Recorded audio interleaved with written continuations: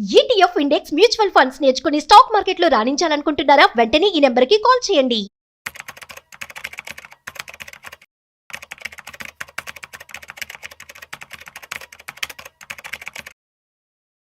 నమస్తే, welcome to Suman TV. మనతో ఉన్నారు బొనిగల సాల్మన్ గారు, amphi registered mutual fund distributor. ఆయనతో మాట్లాడదాం. Hello sir, welcome to our studio. నమస్తే అమ్మా.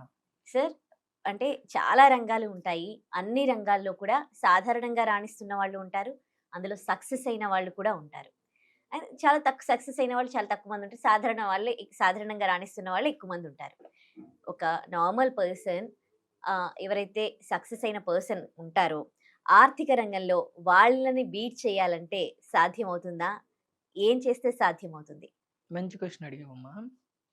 ఇప్పుడు చూడండి, ప్రజలు రెండు రకాలుగా ఉంటారు. ఏ రంగంలో కావచ్చు, అది ఎడ్యుకేషన్ కావచ్చు, జాబ్స్ కావచ్చు, సినిమా ఫీల్డ్ కావచ్చు, వైద్య వృత్తి, ఏ రంగం అన్నా కానివ్వండి అమ్మా, బిజినెస్ కావచ్చు.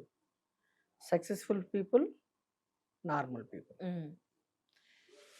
ప్రతి రంగంలో సక్సెస్ఫుల్ పీపుల్ ఎంతమంది ఉంటారమ్మా? లిమిటెడ్ ఉంటారు. 95% పీపుల్ నార్మలే ఉంటారు. ఓకేనా? అయితే డాక్టర్ కావచ్చు, సైంటిస్ట్ కావచ్చు, సినిమా ఫీల్డ్లో పెద్ద పెద్ద పొజిషన్లో ఉన్న వాళ్ళు కావచ్చు, బిజినెస్లో పెద్ద పొజిషన్ ఉన్న వాళ్ళు కావచ్చు, ఉద్యోగాల్లో పెద్ద ఉద్యోగాల్లో మేనేజర్ లెవెల్ పెద్ద పొజిషన్లో ఉన్న వాళ్ళు కావచ్చు. వీళ్ళకున్న ఒక సమస్య ఏమిటంటే టైం. వీళ్ళకి సమస్య, వీళ్ళు ఎప్పుడు నిత్యం బిజీగా ఉంటారు, టైం స్పెండ్ చేయలేరు. అంటే కొంతమంది వాళ్ళ ఇన్వెస్ట్మెంట్స్ కూడా టైం ఇవ్వలేనంత బిజీగా ఉంటారు. ఎస్పెషల్లీ డాక్టర్స్, తర్వాత సాఫ్ట్వేర్ కూడా. కొంతమంది సాఫ్ట్వేర్, కొంతమంది అంటే మంచి చదువులు చదివారు, మంచి ఉద్యోగాలు తెచ్చుకున్నారు, సైంటిస్టులు కూడా. వీళ్ళు మనీని ఇన్వెస్ట్ చేయడానికి టైం ఇవ్వలేరు. టైం వీళ్ళు మేజర్ ప్రాబ్లం, కలవలేరు. అయితే కొంతమంది ఏదో కారణం వల్ల, ఏదైనా కావచ్చు, గొప్ప చదువులు చదవలేకపోవచ్చు, గొప్ప ఉద్యోగాలు తెచ్చుకోలేకపోవచ్చు. కానీ వీళ్ళని బీట్ చేయాలంటే, కామన్ మ్యాన్ బీట్ చేయాలంటే ఆర్థిక రంగంలో అది పాసిబుల్ ఉంది. ఎప్పుడు పాసిబుల్ ఉందంటే, వీళ్ళు టైం లేక ఇన్వెస్ట్ చేయలేక డబ్బుని కేవలం బ్యాంకుల్లో సేవింగ్స్లోనో ఎఫ్డీలోనో ఉంచుకుంటే, వీళ్ళు రిస్క్ తీసుకుంటే, కామన్ మ్యాన్ రిస్క్ తీసుకుంటే ఈ వ్యక్తుల్ని బీట్ చేసే అవకాశం ఉంది. నేను ఎగ్జాంపుల్స్ చెప్తున్నాను, ఉదాహరణ చెప్తున్నాను. సపోజ్ ఒక వ్యక్తి ఎంబీబీఎస్ చదివారు, ఎండి చదివారు, మన హైదరాబాద్లో ఉన్న మంచి హాస్పిటల్స్లో ఉద్యోగం చేస్తున్నారు, ఎంప్లాయ్ అయ్యారు. ఈయన ఒక 2 లక్షలు, 5, 10 లక్షలు మంత్లీ తీసుకుంటున్నారు. ఇదే వ్యక్తి, ఈ వ్యక్తి ఏ హాస్పిటల్ అయితే ఉద్యోగం చేస్తున్నాడో ఆ హాస్పిటల్ స్టాక్స్ ప్రతి నెల ఈ హాస్పిటల్ స్టాక్స్ ప్రతి నెల కొనుక్కుంటూ వెళ్తే, ఇతను ఉద్యోగం చేసే హాస్పిటల్ ఫ్లరిష్ అయితే ఇతని కంటే ఈ కామన్ మ్యాన్ ఎక్కువ సంపాదించే అవకాశం ఉంది. ప్లస్ ఇతని ఎంప్లాయ్ మాత్రమే, ఇతను ఈ హాస్పిటల్కి ఓనర్, పార్ట్ ఓనర్. ఈ వ్యక్తి లెఫ్ట్ సైడ్ సక్సెస్ఫుల్ పీపుల్, ఈ వ్యక్తి బ్యాంకులో మేనేజర్ అయ్యారు, జనరల్ మేనేజర్ అయ్యారు, పెద్ద ఉద్యోగం, మంచి పబ్లిక్ లిమిటెడ్ బ్యాంక్స్ లేదంటే టాప్ మోస్ట్ ప్రైవేట్ బ్యాంక్స్లో మంచి ఉద్యోగం. కామన్ మ్యాన్ ఈ వ్యక్తి చేస్తున్న బ్యాంక్స్లో ప్రతి నెల షేర్స్ కొనుక్కుంటూ, 1 మంత్ కాదు, 2 మంత్స్ కాదు, 3 మంత్స్ కాదు, ప్రతి నెల షేర్స్ కొనుక్కుంటూ 20 ఏళ్ళు కొనుక్కుంటే, ఈ వ్యక్తి తీసుకునే గ్రాట్యుటీ కంటే, ఈ వ్యక్తి తీసుకునే శాలరీ కంటే ఈ వ్యక్తి ఎక్కువ సంపాదించుకునే అవకాశం ఉంది. ఈ వ్యక్తి పెద్ద డిఫెన్స్ కంపెనీస్లో సైంటిస్టు, అది హెచ్ఏఎల్ కావచ్చు, లేదంటే మన మిదాని, పెద్ద డిఫెన్స్ కంపెనీస్లో సైంటిస్ట్ సపోజ్ ఇది వ్యక్తి. కానీ నార్మల్ పీపుల్, ఈ వ్యక్తికి ఏం చదువు లేదు, సైంటిస్ట్ అవ్వలేదు, కానీ వచ్చిన సొమ్ములో ఒక 30% డిఫెన్స్ స్టాక్స్ కొనుక్కుంటూ వెళ్తే over a period of time ఈ వ్యక్తి సంపాదించిన దానికంటే ఈ ఓనర్ ఎక్కువ సంపాదించవచ్చు. అయితే ఈ రంగం అనే కాదు, ఒక విధంగా తర్వాత ఈ వ్యక్తి పెద్ద ఫార్మా కంపెనీస్లో డాక్టర్ రెడ్డీస్ కావచ్చు, ఇంకొకటి కావచ్చు, top most R&D post, top most scientist, normal వ్యక్తి ఏం తెలియదు. అదే కంపెనీస్లో ఒక 20 ఏళ్ళు సక్సెస్ఫుల్ కంపెనీస్లో 20 ఏళ్ళు ఇన్వెస్ట్ చేసుకుంటూ వెళ్తే ఇతనికంటే ఆర్డినరీ పర్సన్ ఆర్థిక రంగంలో బీట్ చేయవచ్చు. ఏ కంపెనీ అయినా, హోటల్స్ కావచ్చు, మీడియా కావచ్చు, స్టీల్ పరిశ్రమలు కావచ్చు, సిమెంట్ పరిశ్రమలు కావచ్చు, ఏ కంపెనీస్లో అయినా. అయితే ఇక్కడ ఏమిటంటే ఎగ్జామ్షన్ ఏమిటంటే వీళ్ళు కూడా ఇన్వెస్ట్ చేశారు అనుకోండి, అంతిమంగా వీళ్ళదే విజయం. ఆర్థిక రంగంలో కూడా వీళ్ళకి టైం లేక అదే రిజిస్టర్డ్ ఇన్వెస్ట్మెంట్ అడ్వైజర్ లేదా ఫైనాన్షియల్ ప్లానర్ లేదా mutual fund distributor who ever time లేక, సమయం లేక ఇన్వెస్ట్మెంట్స్ మీద దృష్టి పెట్టలేకపోతే ఈ సక్సెస్ఫుల్ అయిన వ్యక్తి వాళ్ళ వైఫ్ సక్సెస్ పెట్టలేకపోతే అంతిమంగా వీళ్ళని ఒక కామన్ మ్యాన్ బీట్ చేస్తాడు. ఒక పేద వ్యక్తి, ఒక కామన్ మ్యాన్ నెలకు ఒక 30,000 50,000 వచ్చే వ్యక్తి విషయంతో ఇన్వెస్ట్ చేస్తే బీట్ చేయొచ్చు. ఎక్కడ? ఈక్విటీస్. ఈక్విటీస్ అంటే అర్థం ఈక్వల్ ఆపర్చునిటీ. మీకు తెలిసిన మీ ఇంటి దగ్గరలో ఒక హాస్పిటల్ ఉందనుకోండి అమ్మా, అందులో మీరు ఓనర్షిప్ అడిగితే ఇవ్వరు. కానీ పబ్లిక్ లిమిటెడ్ హాస్పిటల్స్లో మీరు ఓనర్షిప్ తీసుకోవాలంటే జస్ట్ ఆ స్టాక్ కొనుక్కుంటే చాలు, ఓనర్ అవుతారు, పార్ట్ ఓనర్. అయితే ఇన్వెస్ట్మెంట్ అనేది ఈవెంట్ కాదు, ఒకసారి పెట్టి వదిలేదు, it's a process.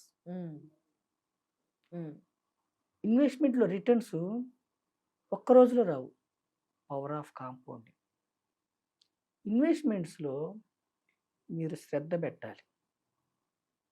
A companies flourish అవుతున్నాయో ఆ కంపెనీస్లో మీరు భాగస్వామ్యం తీసుకోవాలి. ఇన్వెస్ట్మెంట్స్లో రిస్క్ ఉంటుంది, ఓనర్కి ఎప్పుడు రిస్క్ ఉంటుంది, ఎంప్లాయీకి రిస్క్ ఉండదు. ఎంప్లాయీ మైండ్ సెట్ నుంచి ఓనర్ మైండ్ సెట్కు రండి.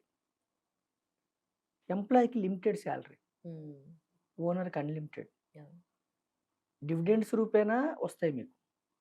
డివిడెండ్స్ ఇచ్చే కంపెనీస్ మీరు పట్టుకుంటే, కొన్ని కంపెనీస్ డివిడెండ్స్ ఇవ్వవు కానీ గ్రోత్ ఓరియంటెడ్ ఉంటాయి. గ్రోత్ కంపెనీస్ పట్టుకుంటే క్యాపిటల్ అప్రిసియేషన్ అవుతుంది. మరి ఈ క్రమంలో ఈ బిజినెస్ దెబ్బతినవా? కొన్ని కంపెనీస్ దెబ్బతింటాయి. అందుకే ఇన్వెస్ట్మెంట్ ఎప్పుడు నాలెడ్జ్తో చేయాలి. అయితే ఇన్వెస్ట్మెంట్లో ఏమిటంటే ఇక్కడ సక్సెస్ఫుల్ పర్సన్ అతని కోసం, అతని కుటుంబం కోసం పనిచేస్తాడు. ఇన్వెస్ట్ చేసే వ్యక్తి కోసం అతను పనిచేయడు, కంపెనీస్ పనిచేస్తాయి. ఎవరైతే అది రూపాయి కావచ్చు, 100 రూపాయలు కావచ్చు, 1000 రూపాయలు కావచ్చు, 1,00,000 కావచ్చు, ఇన్వెస్ట్మెంట్ చేస్తే, కంపెనీస్లో ఇన్వెస్ట్ చేస్తే మీకోసం వేరే వాళ్ళు పనిచేస్తారు. ఇక్కడ సక్సెస్ఫుల్ పర్సన్ అతని కోసం పని చేసుకుంటున్నాడు, అతని కుటుంబానికి డబ్బు రావడానికి పనిచేస్తున్నాడు సక్సెస్ఫుల్ పర్సన్. ఇక్కడ ఈ పర్సన్ కోసం, సాధారణ పర్సన్ కోసం వేరే కంపెనీలో ఉన్న వ్యక్తులు పనిచేస్తున్నారు.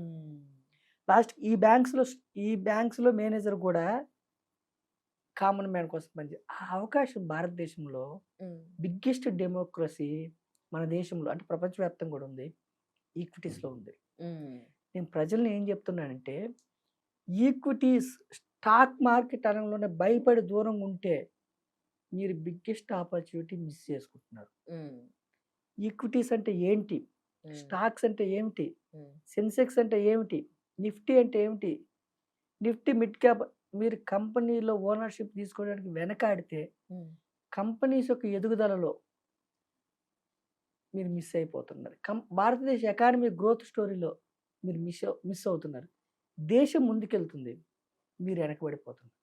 సో నేను ఏమంటున్నా అంటే, 10th క్లాస్ ఫెయిలా బాధపడొద్దు, డిగ్రీ చదవలేదా బాధపడొద్దు, ఓకేనమ్మా, ఎంబీబీఎస్ చేయలేదు బాధపడొద్దు, బీటెక్ చేయలేదు, సాఫ్ట్వేర్ ఇంజనీర్ కాలేదు బాధపడొద్దు, కామర్స్ సైంటిస్టులు కాలేదు, కామర్స్ చేయలేదు, బ్యాంకులో ఉద్యోగం బాధపడొద్దు, సైంటిస్టులు కాల బాధపడద్దు. ఇన్వెస్ట్మెంట్ ద్వారా సెకండ్ ఇన్నింగ్స్ స్టార్ట్ చేయండి. ఇన్వెస్ట్మెంట్ ద్వారా సెకండ్ ఇన్వెస్ట్మెంట్ ఎక్కడ చేయమని ఇన్వెస్ట్మెంట్ అనుకొని రమ్మీలు, గేమింగ్ అవి ఉన్నాయి కదా, జూదం యాప్లు, అదే ట్రేడింగ్లో డబ్బు మొత్తం పోతుంది. ఇన్వెస్ట్మెంట్ వేరు, ట్రేడింగ్ వేరు. స్పెక్యులేషన్ వేరు, ఇన్వెస్ట్మెంట్ వేరు. స్పెక్యులేషన్లో డబ్బు మొత్తం పోతుంది. ఒక్కసారి 10 లక్షలు 20 లక్షలు పోయింటే ఒక తరం వెనక్కి వెళ్ళిపోతుంది, అప్పుల్లోకి వెళ్ళిపోతారు. ఇన్వెస్ట్మెంట్ అంటే మీకు ఓనర్షిప్ వస్తుంది, లీగల్గా ఉంటుంది. మీకు ఎందుకు డబ్బులు పెరుగుతున్నాయో ఒక అర్థం ఉంటుంది ఇన్వెస్ట్మెంట్లో. ట్రేడింగ్లో అర్థం ఉండదు. ట్రేడింగ్ మజా, షార్ట్ మనీ, క్విక్గా వచ్చే మనీలో మజా ఉంటుంది. ఇన్వెస్ట్మెంట్ లేట్గా వస్తుంది. పవర్ ఆఫ్ కాంపౌండింగ్, క్రమక్రమంగా మీరు కంపెనీస్లో ఓనర్స్ అవటం వల్ల. అయితే ఇన్వెస్ట్మెంట్స్లో కూడా నేను ఏమంటున్నాను అంటే ప్రజల్ని, మీకు స్టాక్స్ గురించి చక్కగా అవగాహన ఉంది, రీసెర్చ్ చేసుకుంటున్నారు, టైం స్పెండ్ చేస్తున్నారు, ఎవరి టిప్స్ వినొద్దు, మీకు మీరే రీసెర్చ్ చేసుకుని వెళ్తే మంచి స్టాక్స్ ఫిక్స్ చేసుకోండి. డైవర్సిఫికేషన్, ఒకే రంగం కాకుండా 4-5 రంగాలు. లేదు మీకు అవగాహన లేదు, index funds, ETF or diversified equity mutual funds. అయితే ఒక్కసారి పెట్టి వదిలేయటం కదా ప్రాసెస్. అందుకే SIP, systematic investment plan, systematic క్రమశిక్షణతో. Small is powerful. SIP, small is powerful. Systematic ప్రతి నెల పెట్టడం వల్ల కాంపౌండింగ్, మంచి అలవాట్లు ప్రతి నెల చేయటం వల్ల, ప్రతి నెల ఇన్వెస్ట్మెంట్ చేయటం వల్ల వీళ్ళని బీట్ చేయొచ్చు. వీళ్ళు ఇన్వెస్ట్మెంట్ చేసుకుంటే వీళ్ళు ఇంకా ధనవంతులు అవుతారు. వీళ్ళకి టైం సమస్య. మీ దగ్గర ఉన్న biggest advantage ordinary people, common man, మహిళలకి బిగ్గెస్ట్ అడ్వాంటేజ్ టైం. మీరు యూట్యూబ్లో చూసి ఇన్వెస్ట్మెంట్స్ని చూసి గుడ్డిగా స్పెక్యులేషన్స్ వైపు అన్నోన్ లింక్స్ క్లిక్ చేసి స్టాక్ మార్కెట్ అని చెప్పి ఎన్నో మోసాలు జరుగుతున్నాయి. ఎక్కడెక్కడి నుంచో కాల్ చేసి మీకు కృత్రిమంగా లాభాలు చూపించి క్లోజ్ చేసి కాకుండా ఒక ప్రొఫెషనల్గా, రీజనబుల్గా, ఒక అఫీషియల్గా, అథారిటీగా ఇండెక్స్ ఫండ్స్ కావచ్చు, ETFలు కావచ్చు, డైరెక్ట్ స్టాక్స్ కావచ్చు, డైవర్సిఫైడ్ ఈక్విటీ మ్యూచువల్ ఫండ్ కంపెనీస్లో ఓనర్స్ తీసుకుంటే మోస్ట్ సక్సెస్ఫుల్ పర్సన్స్ని ఆ రంగాల్లో మనం బీట్ చేయలేము, కానీ ఆర్థిక రంగంలో బీట్ చేయొచ్చు. అందుకే చూడండి అమ్మా, పెద్ద పెద్ద డాక్టర్స్, పెద్ద పెద్ద సైంటిస్టులు, పెద్ద పెద్ద ఇంజనీర్స్ ఫైనాన్షియల్ మేనేజ్మెంట్ తెలియక 2 లక్షలు 5 లక్షలు వస్తే కూడా అప్పుల్లో ఉంటున్నారు. చిన్న వ్యక్తులు నెలకు 10,000 వచ్చే వాళ్ళు కూడా ఉన్న దాంట్లో జాగ్రత్తగా దాచుకొని ఎవరి దగ్గర చేయి దాచుకొని జీవిస్తున్నారు. అవును.